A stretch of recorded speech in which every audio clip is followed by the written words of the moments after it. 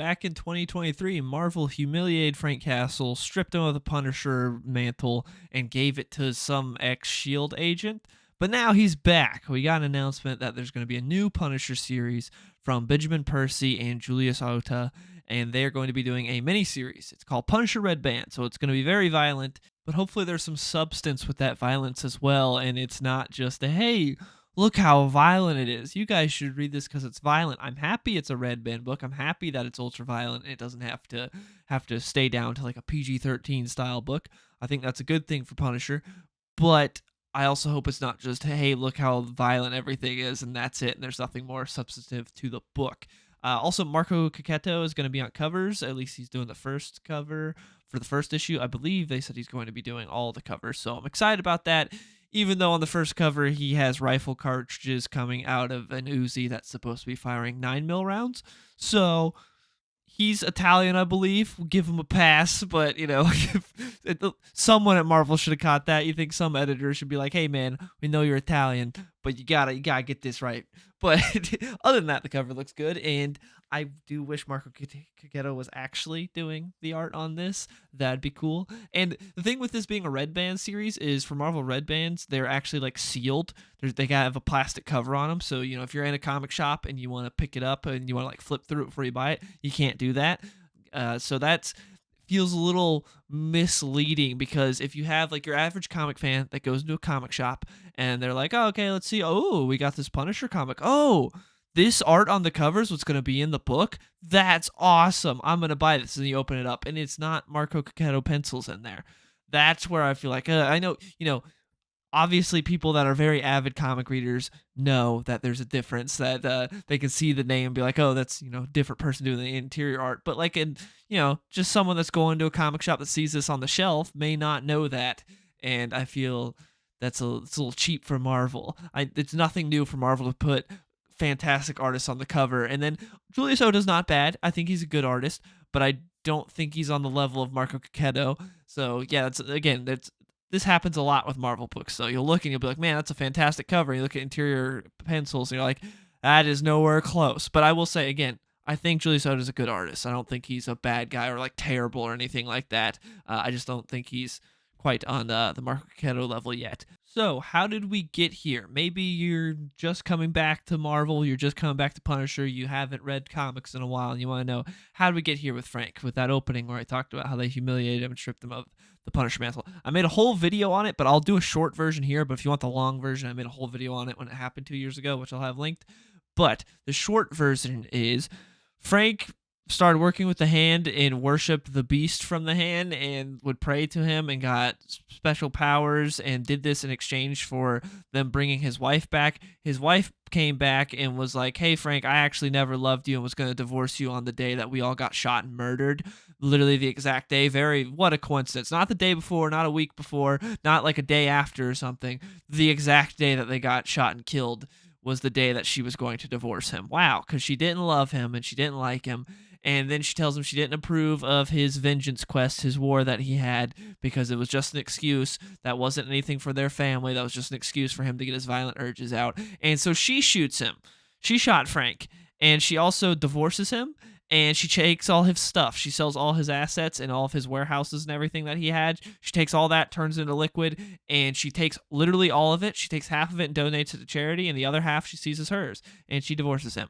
And then Frank praises the beast one last time, and he then is able to go to Weird World, and he goes and he's able to just protect these kids in Weird World, and he's like, I'm no longer the Punisher, I'm Frank. And that was how that series ended. I'm going off of memory because I really didn't want to go back and reread that comic. It was so bad. Jason Aaron did a horrific job with it, but that's the gist of it. So yeah, he got humiliated, gave up the Punisher mantle, and because the Punisher mantle is supposed to be something bad that you're not supposed to want. But until Marvel needs more sales, until Marvel's realized, oh yeah, Punisher is one of our most popular characters, and also his merch sells a lot. So we should probably bring him back. And also, you may be asking, why did they do this? Because, he is a popular character. Well, for one, Marvel likes humiliating their most popular characters. Look at Spider-Man. It would be so easy to make Amazing Spider-Man sell even better than it currently does. It's been dog shit for a while, and it sells decently. Imagine if it was good. and they just humiliate Peter at every turn they can. Now they turn their sights towards Frank. Why they do this? I don't know. I don't know why people like to do this. For Frank, I know why they did it, because people that they don't like use the Punisher logo. They like the Punisher logo, and it freaks them out. Marvel has no idea what to do about it. But also, Marvel's kind of drawing attention to it when I think normal people don't even know or don't care. Like, just your coworker or your friend or your parents or whatever that's not just balls deep in comics, if they saw a Punisher logo, probably wouldn't associate with Marvel or even know anything about it. Like, if a cop pulled them over and they had a Punisher logo, they probably would be like, "Oh, that cop's got a Punisher logo. That's supported by Marvel," and they probably are raging a war on criminal. No normal person thinks that, but Marvel people get obsessed. And we're very, like, just crapping themselves over it. So that's why they did this whole thing with Punisher. They even changed his logo during the Jason Aaron run when he got possessed and all that, or whatever, with the Beast. It was weird. So that's essentially what caused all this, was them freaking out over people using the Punisher logo that they didn't like or they didn't approve of, and not knowing what to do about it. So they just went nuclear and just destroyed Frank. But now they're bringing him back, and Ben Percy seems to actually like Frank. And I hope he does. I hope he's not someone that hates the character, because it seems like he likes him. And I think he could do good, because Ben Percy is a writer that, for me, is very hit or miss, but I think he does better with short form stuff. I'm excited for him on a miniseries, because when he's on and ongoing, like Green Arrow Rebirth, I like the beginning of Green Arrow Rebirth. Like the first 10 issues or so is pretty good, and then it kind of falls off the rails. Same thing with his Wolverine run. The first 10, 12 issues, pretty good, solid, some great stuff in there, some really good stuff in there. And then it slowly starts to lose its way, and it gets pretty bad.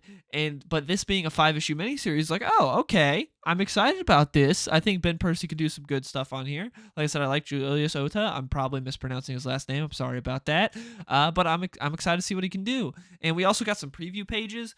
We got a First, I'll read the synopsis for it. We got a little synopsis, which is, with no memories, a full clip, and a thirst for wrathful vengeance, his violent search for answers could only be chronicled in a red band series.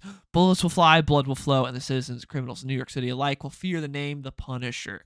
And then we see the preview. He wakes up in just a pool of blood, surrounded by dead dudes, evaluating the situation, seeing that his Uzi's out of ammo, and knowing that a gunfight just happened that he was involved with in the last 10 seconds. And then the camera actually zooms out, and we see that there's just everything's on fire. I think he's on a boat, it looks like. And from what I can tell, I think. And he's just surrounded by dead bodies, and he doesn't know his name or what's going on. So he's completely lost his memory. I wonder what this means for how they're going to justify the Jason Aaron run. If they were smart, they would say that the Jason Aaron run didn't happen, and actually that was false memories being implanted in him by whoever. Pick your choice. Choose a villain, whoever it is. Someone that doesn't like Frank inserted those memories into his brain, and that's why now he's lost his memories, because those were fake. Those were to break him. Because think about it. That would completely break Frank. To have his wife come back, tell him she's going to divorce him, shoot him, and then actually divorce him now, and tell him all these horrible things. That's a villainous thing. But Jason Aaron just had his actual wife do that, which is crazy. But if you flip that and go, hey, this is actually a villain plot that did this, that inserted these fake memories, and the Jason Aaron run didn't actually happen. Those were fake memories implanted from a villain. Suddenly, yeah, you're A-okay. And I think they could say this. Will they? I don't know. I have no idea. But I always say this, no matter how ruined a character is, it just takes one run to retcon it, to retcon everything and make them good again. Because look at Wally West, man.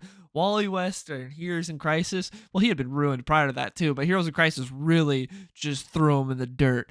Horrific. How to murder a bunch of heroes and all these other horrible... It was bad. And now he's actually in a good spot. He's a character again. He's a hero again. He was able to be rehabilitated. He was actually retconned to where it's like, oh, Wally's actually wasn't a psychopath that murdered people, couldn't control like the Speed Force jumping out to whatever retarded thing Tom King had happen. And actually, we actually have a good character again. Wally got saved. So if they can save Wally, you can definitely save Frank. It's just, will they? Will they do it? Who knows? I don't know. But I'm excited about this. It comes out in September, so hopefully it's good. And I kind of don't really want Ben Percy on ongoing though, because I'm assuming they'll give Punisher an ongoing. It would make sense for them to do that. I don't know when it comes out, but we're supposed to be having some like Punisher special on Disney Plus with John Bernthal playing Frank. I just melded them together. But we're supposed to be getting that sometime. I have no idea when that's going to happen. But whenever that does, drop a comic alongside it, promote it, and there you go. Bob's your uncle, But we'll see what happens. Frank's one of my favorite characters. I'm generally more of a DC guy than Marvel guy, but Punisher is one of those characters that I love at Marvel that I will read. I skipped down the Jason Aaron run, though. I only read the end of that because of how much of a train wreck that was.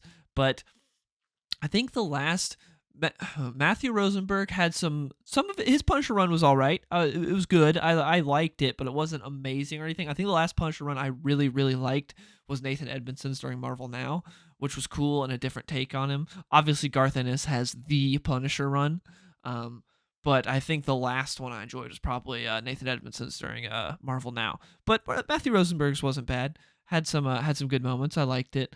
But yeah, we'll see. Maybe Ben Percy can absolutely nail it. Maybe this is his character. Who knows? He is known as kind of like the tough guy writer at Marvel. He's the one that, like, when you got like the tough guy characters, you give him the Ben Percy. That's what he's known as right now. That's like his reputation. So maybe he could do some good stuff. Anyways, that's all I had to say. Let me know in the comments below. What do you think of this whole situation? I want to hear from you guys in the comments below. Thanks so much for watching, and I'll see y'all later. Hey, skinny boy, saucy boy, I be running to the bank. Yeah, I hit the gas in the whip full tank.